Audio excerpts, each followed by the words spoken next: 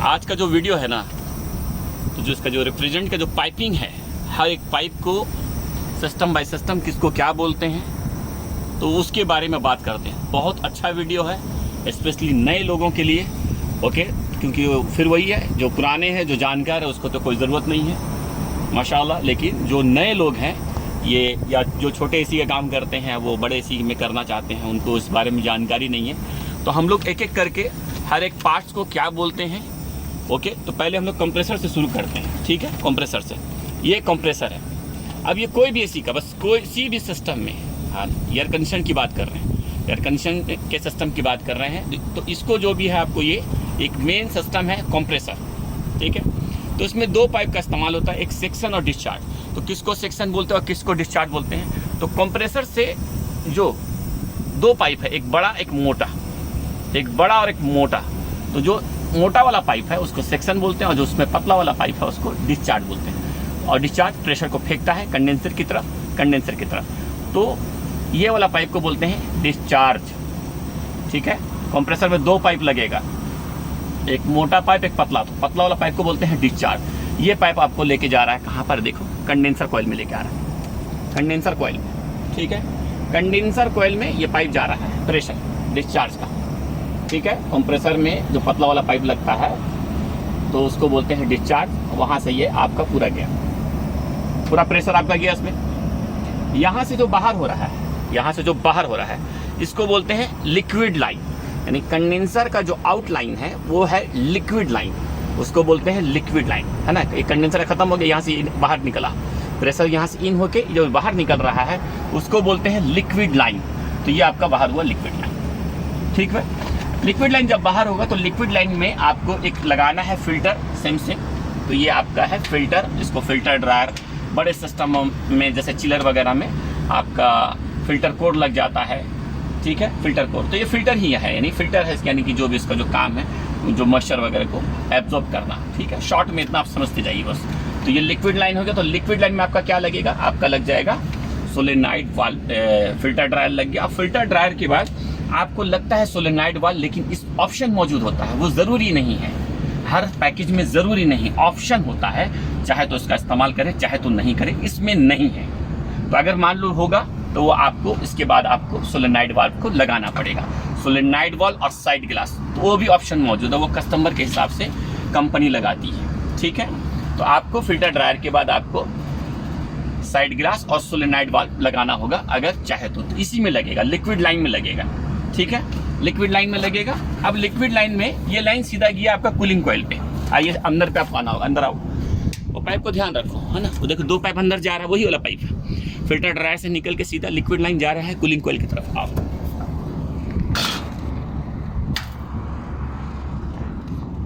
देखा ना, देख रहे सिस्टम 1 सिस्टम 2, ओके। ये सीधा आया, कहाँ लगा, ये कहाँ लगा आपका। तो यानी लिक्विड लाइन का जो पाइप आएगा वो डायरेक्ट कूलिंग कॉइल पे नहीं जाएगा, वो यहाँ पर आपको बीच में आप एक्सपेंशन वाल्व आपको लगाना होगा। तो ये एक्सपेंशन वाल्व है, पहचान लो इसको, एक्सपेंशन वाल्व है। इसमें आप ये कैपिलरी ट्यूब देख रहे हैं, ये कैपिलरी ट्यूब में ये एक इसमें एक थर्मल बल्ब होता है, वो सेंस करता है टेम्परेचर को, और ये एक्सपेंशन प्रेशर और टेम्परेचर पे काम करता है। ये प्रेशर लेता है, गैस का प्रेशर लेता है सेक्शन लाइन से, और ये सेक्शन जो पाइप है उसका टेम्परेचर सेंस करता है, उसके हिसाब से वो काम करता है। तो एक्सपेंशन कहाँ लगेगा, लिक्विड लाइन में लगेगा। कब लगेगा, कंडेंसर का जो आउटलाइन है लिक्विड लाइन, वहाँ से वो निकलेगा, फिल्टर ड्रायर लगेगा, साइड ग्लास लगेगा, सोलेनॉइड लगेगा, उसके बाद आप उसको एक्सपेंशन वाल्व लगाएंगे, ठीक है। एरो का ध्यान रखना है, ओके। तो एक्सपेंशन वाल्व जब आप लगा दिए, ओके, ईजी है, इसमें भी कोई कन्फ्यूजन होने की जरूरत नहीं, क्योंकि एक तरफ बड़ा है एक तरफ पतला है। तो जो वो है आपका इन है, और एरो को भी ध्यान रखना है, ये एरो यानी प्रेशर जाएगा अंदर, ओके। तो ये लेता है, बाद में ये कंट्रोल करता है, ये रेफ्रिजरेंट को कंट्रोल करके कूलिंग कॉइल में देता है। रेफ्रिजरेंट को प्रेशर को ड्रॉप करता है, प्रेशर को ये ड्रॉप करता है, ड्रॉप करके कूलिंग कॉइल में इसके रिक्वायरमेंट के हिसाब से वो देता है, प्रेशर को ड्रॉप करता है, ओके। तो फिर ये आपका कूलिंग कॉइल में चला गया। ये पूरा जब कूलिंग कॉइल में चला गया, ये पूरा जब आपका डिस्ट्रीब्यूटर का जितनी पाइप आप देख रहे हैं, है ना, ये पूरा जब चला गया उसमें, तो फिर वो निकलता है सेक्शन के रूप में। ये देखो, ये सेक्शन के रूप में, ठीक है, सेक्शन पाइप, ये सेक्शन पाइप, बस। यानी पूरा प्रेशर वहां से पुश कर रहा है, पूरा धकेल रहा है, पुश करते करते पूरा सिस्टम में गया, और ये सक करता है, खींच रहा है, ठीक है। अब ये आपका सेक्शन देखिए, आपको 2 पाइप नजर आ रहा है, ये जा रहा है कंप्रेसर की तरफ, इसमें कुछ भी नहीं है, कुछ भी नहीं है। ओके, ये सक कर रहा है। ओके, सेक्शन की तरफ आइए, कंप्रेसर की तरफ आइए, पाइप आ गया। ओके, 1 का 1 2 हो सेम, यानी एक का समझ गया, बाकी सबका सेम। तो ये सेक्शन पाइप आके आपका ही हो गया। तो ये क्या करता है, डिस्चार्ज पुश करता है, ये सक करता है, ये धक्का देता है, वो खींचता है, सिर्फ फेंकना खींचना बस ऐसा ही वो सर्कुलेट होता रहता है। ये डिस्चार्ज पुश करता है, प्रेशर को डिस्चार्ज करता है, पुश करता है, धकेलता है, जो बोलिए सिंपल वे में, और इसको खींचता है।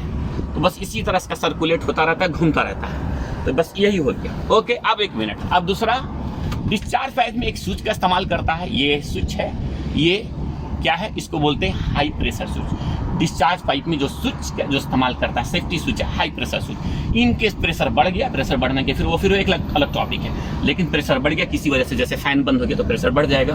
प्रेशर बढ़ गया तो ये कंट्रोल को सिग्नल देगा, सिग्नल जब वो लेगा तो यानी कि कंप्रेसर को सिस्टम को ऑफ करना चाहिए।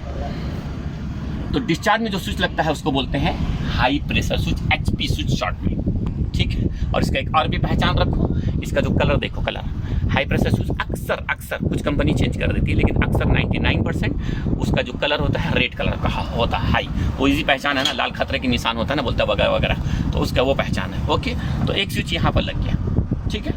ओके, दूसरा ये है, सेक्शन में एक स्विच लगता है, ये लो प्रेशर किसी वजह से गैस कम हो गया तो फिर सिग्नल देगा पीसीबी को, पीसीबी सेंस करेगा और उसको आपको ऑफ करेगा। तो 2 स्विच का ये साइड पे कंप्रेसर सेक्शन में इस्तेमाल होता है, एक आपका HP के लिए और एक LP के लिए, एंड लो प्रेशर स्विच हो गया। ओके, बाद में ये देखो, फिर इसको जो है ना, इसको कंडेंसर कॉइल बोलते हैं। ये जो डिस्चार्ज का पाइप जिसमें लगा है उसको क्या बोलते हैं, कंडेंसर कॉइल बोलते हैं इसको। तो कंडेंसर कॉइल इसको बोलते हैं। हाँ, बाद में कंडेंसर हीट होता है, गर्म होता है, बहुत ज़्यादा हीटअप होता है, बहुत ज़्यादा उसका टेम्परेचर होता है। टेम्परेचर बोला आपका 160 से लेकर 190 तक उसका डिस्चार्ज पाइप का कंडेंसर का टेम्परेचर होता है। उस टेम्परेचर को, उसका गर्मी को बाहर करने के लिए एक मोटर का इस्तेमाल करता है, जिसको बोलते हैं, जो कंडेंसर की तरफ जो मोटर लगता है उसको बोलते हैं condenser motor, condenser fan motor, ये मोटर है। और ये फिर यहाँ के इस तरह से ये आपका ये डिस्चार्ज करता है, यहाँ से एयर लेता है, सक करता है, और उसको जो डायरेक्शन, ये बाहर हवा आना चाहिए ताकि इसका जो हीट को बाहर फेंकना चाहिए। तो यहाँ पर ये हो गया। ओके, बाद में इस तरफ जो लो साइड पे जिधर एक्सपेंशन वाल्व था ना, वहाँ पर भी एक करो, 2 कॉइल, एक कंडेंसर, एक कूलिंग कॉइल या एवापोरेटर कॉइल बोल दीजिए आप। तो कूलिंग कॉइल ये ठंडा होता है, और इसका इसी ठंड को रूम में ले जाने के लिए इस्तेमाल जो करता है मोटर, जैसे कंडेंसर में था कंडेंसर मोटर, कंडेंसर कॉइल के लिए कंडेंसर फैन मोटर था। तो ये कॉइल जो कूलिंग कॉइल है, ये नाम ही है कूलिंग कॉइल, ठंड होता है ये। तो इस ठंड को रूम में ले जाने के लिए जो इस्तेमाल करता है उसका है, ये नाम है ब्लोअर व्हील, ब्लोअर मोटर। ये ब्लोअर मोटर है, ये ब्लोअर व्हील है, और उसको बेल्ट के जरिए ये घूमता है, ये उस दूसरे को घुमाता है, ब्लोअर पुली को घुमाता है बेल्ट के जरिए। ये ब्लोअर मोटर है और ये ब्लोअर व्हील है, तो घूमता ये है, पावर इलेक्ट्रिसिटी के जरिए इसको घुमाया जाता है। ये घूम के ये पुली एक दूसरे पुली को सपोर्ट करता है, और घुमा के हवाई के जरिए जो इसका डायरेक्शन होता है वो क्लॉकवाइज डायरेक्शन होता है, और ये थ्रो करता है एयर को रूम में पहुंचाता है। और जो ठंड, जो कूलिंग कॉइल है वो ठंड रूम में पहुंचाता है। तो लो साइड पे यानी कूलिंग कॉइल की तरफ जो होता है उसको बोलते हैं ब्लोअर मोटर, और जो कंडेंसर की तरफ होता है उसको बोलते हैं कंडेंसर फैन मोटर। तो उसको ब्लोअर मोटर, वहाँ सिर्फ एक मोटर है कंडेंसर की तरफ, लेकिन ब्लोअर की तरफ, कूलिंग कॉइल की तरफ एक ब्लोअर मोटर होगा, आपको व्हील होगा, एक व्हील होगा, और व्हील में पुली, ये 2 पुली लगाता है ब्लोअर मोटर का, ये पुली है वो ब्लोअर व्हील का पुली है। हाँ, वो कैपेसिटी के हिसाब से कहीं कहीं पर ज़रूरत नहीं होता है, डायरेक्ट वो आपका डायरेक्ट ब्लोअर व्हील इसी में लगा देता है, छोटा अगर रहेगा तो। लेकिन बड़े सिस्टमों में आपको एक अलग से, और उसको घुमाने के लिए बेल्ट का इस्तेमाल करता है, तो इसीलिए इसको बोलते हैं बेल्ट ड्राइव सिस्टम। ओके, ये हो गया आपको। और ये कूलिंग कॉइल है, ठीक है। कूलिंग कॉइल से पहले एक फ़िल्टर भी लगाया रहता है, ताकि वो फिल्टर जो रूम में जो रिटर्न एयर लेता है वो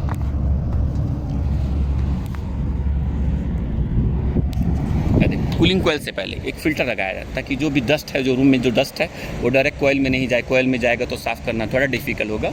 इसको समय समय पर इसको चेक करते रहना चाहिए, अगर गंदा है तो क्लीन कर लेना चाहिए। जैसे अभी उनको दिखा रहे हो, देखो कितना गंदा है, देखो कितना गंदा है, देखो ध्यान दो कितना है ये, कितना गंदा है। तो यही फ़ायदा रहता है ना। अब ये फ़िल्टर नहीं रहता तो वो आपका ये हो जाता। तो इस तरह का कूलिंग कॉइल से पहले एक फ़िल्टर दिया जाता है। और हाँ, कंडेंसर कॉइल में नहीं रहता है, ठीक है।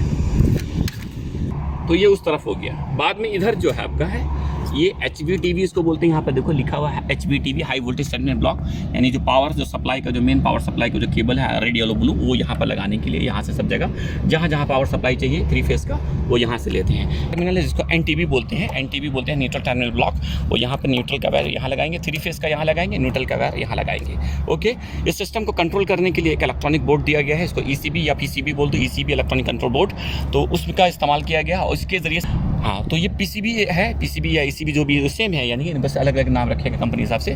तो इलेक्ट्रॉनिक कंट्रोल बोर्ड यही मेन पूरा काम करता है, पूरा हर चीज़ का एक काम, लेकिन इसका मेन काम है यही कंट्रोल, ऑटोमेटिकली ऑन करता है टाइम के हिसाब से, ऑटोमेटिकली ऑफ करता है टेम्परेचर के हिसाब से, तो यही करता है। तो इसको बोलते हैं ECB या PCB।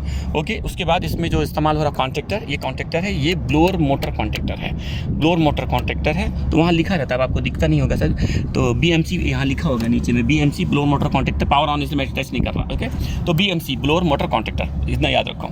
ओके, हो गया है। बाद में इस नीचे में जो नज़र आ रहा है इसको OLR है, ओवरलोड रिले। ओके, तो इसका इस्तेमाल करता है। और मैं इतना भी बता दूं कि जामिल जो ब्लोअर मोटर का जो वायर है जामिल का, तो उससे इजीली नंबर पहचानने के लिए 68 69 70 68 69 70 68 69 और 70 जो वायर होगा कन्फर्म वो ब्लोअर का वायर है। ओके, वायर नंबर 68 69 70 है, तो यानी वो ब्लोअर मोटर का वायर है, वायर का नंबर ये है, ठीक है। ओके, तो इसके लिए कॉन्ट्रैक्टर हो गया और ये हो गया।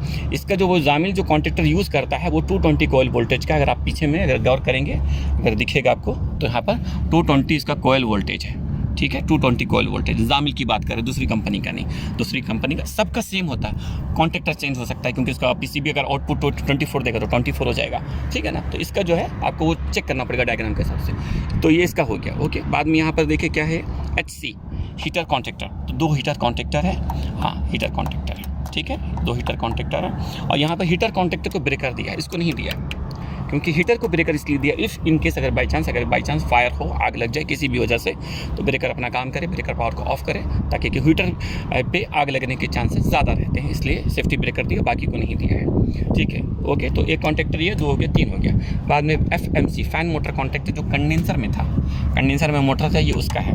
तो 2 मोटर है लेकिन एक ही कॉन्ट्रैक्टर से काम चला रहा है, एक ही कॉन्ट्रैक्टर से काम चला रहा है। ओके, डबल जो वायर दिख रहा है आपको ना, 2 ब्लू, तो यानी एक ब्लू एक मोटर का है, 2 वाइट, एक वाइट एक मोटर का है, और एक ऑरेंज यानी कि रेड वाइट ऑरेंज एक मोटर का है 3 फेस के लिए। ओके, बाद में 2 कंप्रेसर का इस्तेमाल किया है, 2 कंप्रेसर के लिए 2 कॉन्ट्रैक्टर है, कॉन्ट्रैक्टर CC यानी compressor contractor 1 and CC compressor contractor 2, 2 इसके लिए हो गया। सबका टोटल का वोल्टेज आपको क्लियरली यहाँ देखो 220 का है ना, ईजिली। ओके, हाँ, तो टोटल हो गया आपका एक सिस्टम में कितना कॉन्ट्रैक्टर हो गया, यानी कि इस यूनिट पे 2 कंप्रेसर के लिए, कंडेंसर फैन के लिए 1 इस्तेमाल किया है, कंडेंसर फैन के लिए 1 3, 2 हीटर के लिए 5 और 1 6। तो ये आपका 6 कॉन्ट्रैक्टर इस्तेमाल किया, 7 लग सकता था लेकिन 1 बचा लिया उसमें, अच्छी बात है, बचाना चाहिए। ओके, बाद में ये टर्मिनल है, ये आपको जो थर्मोस्टेट का वायर वो यहाँ पर लाके आपको लगाता है। जो उसको इस टर्मिनल को जहाँ थर्मोस्टेट का वायर लगता है, कंपनी उसको बोलती है LVTV, low voltage terminal block. Okay, low voltage terminal block, वो यहाँ पर आप देख लीजिए। ओके, ठीक है। ओके, बाद में ब्रेकर का बता दिया था। ये गिलास रिले है, इसको गिलास रिले बोलते हैं। ये बहुत सारे लोग कंट्रोल रिले भी बोलते हैं, लोग अलग अलग अपना तरफ से भी कुछ लोग नाम रख लेते हैं, लेकिन जो गिलास रिले और कंट्रोल रिले बोल सकते हैं आप इसको। ये भी अलग अलग वोल्टेज का आता है, 24 220, DC वोल्टेज AC वोल्टेज अलग अलग आता है। ये जो स्पेशली खासकर जो होता है ये सिग्नल के लिए, यानी कि BMS का सिग्नल किसी को लेना है, ट्रिप का सिग्नल, रन का सिग्नल, ऑन ऑफ का सिग्नल, वो इसके माध्यम से इसके ज़रिए से ले सकता है, ऑप्शन मौजूद है। ओके, अब यहाँ पर वो चीज़ है, आपको हम बता देंगे बाद में, ये वही है आपका, है ना, ये ट्रिप वगैरह का हम बताते हैं आपको बाद में। ये जो कंट्रोल का वायर है ना, LP-HP का वायर, वो डायरेक्ट यहाँ कनेक्ट नहीं करके यहाँ कनेक्ट करके और इसके ज़रिए से फिर वो ला के बाद में यहाँ लगाया है। वो डायरेक्ट यहाँ नहीं लगाया LP का वायर, यहाँ लगा के फिर वो जंपर लगा के फिर वो यहाँ से लगाया है। तो ये 1V 1A 1 सब जो है ये पूरा फेस लाइन है, ये पूरा फेस लाइन है, ये पूरा जो 2 है वो पूरा न्यूट्रल लाइन है, ये आपका कंट्रोल है। A जो दिख रहा है system 1, B system two A B system 1 system 2। Okay, बाद में इसका एक बहुत अच्छा चीज़ है ये UVM, अंडर वोल्टेज मॉनिटरिंग है। ये वोल्टेज को मॉनिटर करता है। वोल्टेज इफ इन केस अगर ज़्यादा हो, कम हो, फेस मिसिंग हो, कुछ भी ऐसा हो, तो ये कंट्रोल को पावर कट करता है। एक कंट्रोल है, बाद में इसको अलग से बनाएंगे क्योंकि इसको फिर एक अलग टॉपिक हो जाएगा। तो पावर कट ऑफ करता है, PCB का पावर रोकता है और रोक के फिर वो चलने नहीं देता है फिर इन केस होगा तो ये इतना मोटा मोटी आपको समझने के लिए ज़रूरत है। इस PCB को चलाने के लिए एक ट्रांसफार्मर की ज़रूरत है। क्योंकि इस PCB को जो हमारा और इस PCB को और हमारा थर्मोस्टेट को 24 वोल्ट चाहिए और इस PCB को 24 + 10 वोल्ट चाहिए। ओके, तो यहाँ पर आपने क्लियरली मेंशन है, यहाँ पर है ना, जो अलग अलग वोल्टेज है यहाँ पर देखिए, यहाँ 10 वोल्ट है, यहाँ 24 वोल्ट है। तो 2 वोल्टेज से आउटपुट होता है। तो थर्मोस्टेट हमारा 24 वोल्ट का है। इस PCB में कुछ चीज़ें 24 वोल्ट चाहिए इंटरनली और कुछ पार्ट्स को इसको 10 वोल्टेज चाहिए। तो इतना स्पेशली उन लोगों के लिए है जो खासकर जो नए टेक्नीशियन हैं, वो लोग बोल रहे थे, तो इस तरह मैंने इस वीडियो को बनाया। ओके।